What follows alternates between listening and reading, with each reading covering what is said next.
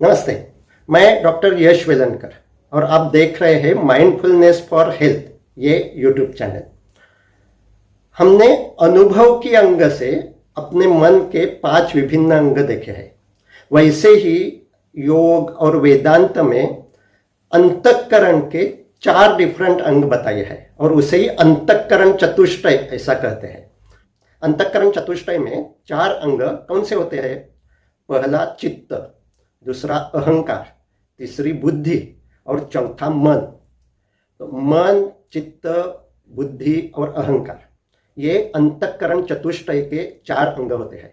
और इसीलिए शंकराचार्य ने निर्वाण षटक में ये 4 ही अंग मैं नहीं हूं ऐसा बताया है।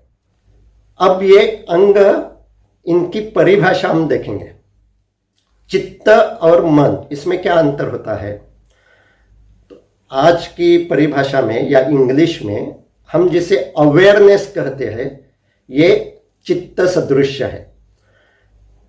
जब भी मेरे कान पर कोई आवाज आती है, वो किसे मालूम होती है? वो चित्त को मालूम होती है। जब शरीर में कुछ होता है, वो किसे मालूम होता है? वो चित्त को मालूम होता है।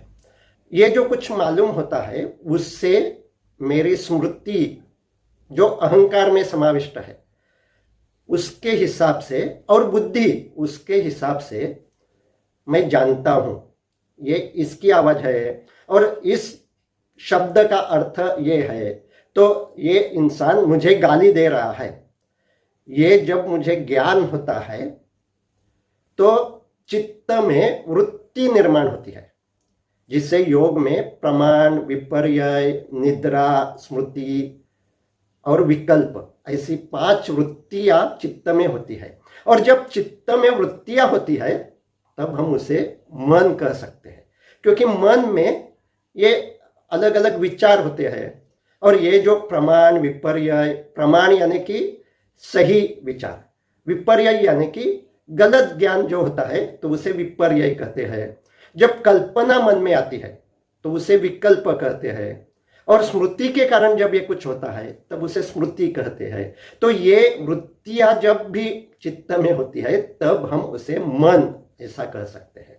और मन का और एक अर्थ है अपने प्राचीन शास्त्र में, वो ध्यान सदृश है। तो जब भी मैं आवाज पे ध्यान देता हूं, यानी कि वहां मेरा मन होता है, तब ही मुझे ज्ञान होता है। तो मन मैं कहाँ दूं? ये लिमिटेड होता है।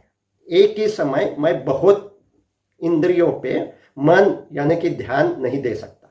लेकिन जब ये मैं कौशल विकसित करता हूं और एक ही समय पूरा ज्ञान मुझे होता है, जिसे हम अवेयरनेस ऐसा कह सकते हैं, लेकिन उसमें विचार नहीं होते, चॉइस नहीं होता।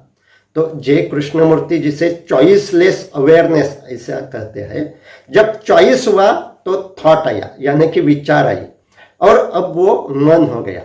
लेकिन जब कोई भी विचार नहीं होता यानी कि वृत्तियां नहीं होती, तो वो सिर्फ चित्त होता है। और योग की सारी यात्रा मन से चित्त की ओर जाने की यात्रा होती है।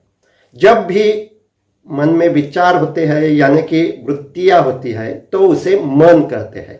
और जब यह वृत्तियों का निरोध हो जाता है तब हम उसे चित्त कह सकते हैं। अब ये जो वृत्तियां पैदा होती है वो अहंकार और बुद्धि के कारण पैदा होती है।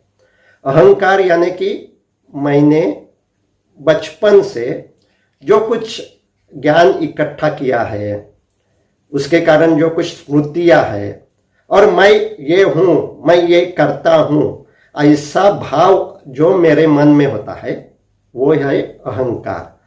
और इसीलिए जो कुछ ज्ञान मुझे होता है वो हर एक व्यक्ति को अलग अलग हो सकता है।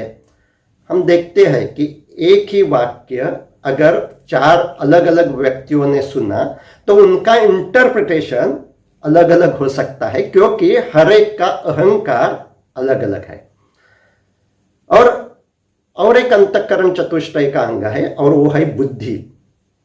तो ये बुद्धि भी विकसित होती है। जब मैं अनुभव लेता हूं तो ये आवाज इसकी है, जब मैं कोई भी भाषा सीखता हूं तो इस शब्द का अर्थ ये है, ये बुद्धि है। जब मैं कोई कार्य करता हूं तो ऐसा करना चाहिए, ये जो कि कौशल मुझ में विकसित होता है वो भी बुद्धि का अंग हो सकता है। तो बुद्धि के कारण जो भी ज्ञान मुझे होता है उसका अर्थ मुझे महसूस होता है। लेकिन ये बुद्धि गलत भी हो सकती है। तो अपने आचार्य ने हर एक इंद्रिय की अलग अलग बुद्धि बताई है। आंख की बुद्धि अलग है, कान की बुद्धि अलग है, स्पर्श की बुद्धि अलग है। और इस बुद्धि के कारण जो कुछ महसूस होता है उसका ज्ञान, उसका अर्थ मुझे मालूम होता है। तो ये 4 अंतःकरण चतुष्टय के अंग है। और व्यवहार में बुद्धि और अहंकार बहुत ही आवश्यक है। अहंकार होता है तो ही मैं कोई कृति करने के लिए प्रवृत्त होता हूं। अहंकार ही मुझे बताता है कि ये आपके जीवन का अर्थ है। तो इसमें अहंकार ये बुरा नहीं है। हम जो यूज करते हैं अहंकार नहीं होना चाहिए, इस अर्थ में ये अहंकार शब्द नहीं है। अहंकार यानी कि अहम करोति इति अहंकार, मैं खाना खा रहा हूं, ये जब मुझे ज्ञान होता है तो ये ज्ञान ही अहंकार है। और इसीलिए अपने शास्त्रों में ऐसा बताया है कि जो कुछ सारी भावनाएं मेरे मन में होती है वो सारे अहंकार के ही अंग है। अहंकार के कारण ही मुझे ये प्रिय है, ये अप्रिय है, ये प्राप्त हुआ तो सुख होता है, ये प्राप्त नहीं हुआ तो दुख होता है। जब कोई भी मुझे गाली देता है तो गुस्सा आता है, जब कोई मेरी प्रशंसा करता है तो बहुत ही आनंद होता है। तो ये सारी भावना अहंकार की होती है। और इसीलिए भावनाओं के लिए अलग सा शब्द अपने अंतःकरण चतुष्टय में नहीं है, वो अहंकार का ही अंग है। तो बुद्धि और अहंकार इसके कारण मुझे परिसर का ज्ञान होता है। और लौकिक अर्थ में यश प्राप्ति के लिए बुद्धि और अहंकार अच्छे होना बहुत ही आवश्यक है। तो ये 4 अंतःकरण चतुष्टय है, चित्त, मन, बुद्धि और अहंकार। तो हम ऐसा कह सकते हैं चित्त के साथ बुद्धि और अहंकार ये जब मिलजुलते हैं तो जो कुछ होता है वो अपना मन है। और अध्यात्म का सारा प्रवास, योग की सारी यात्रा मन से चित्त की ओर जाने की यात्रा होती है। धन्यवाद।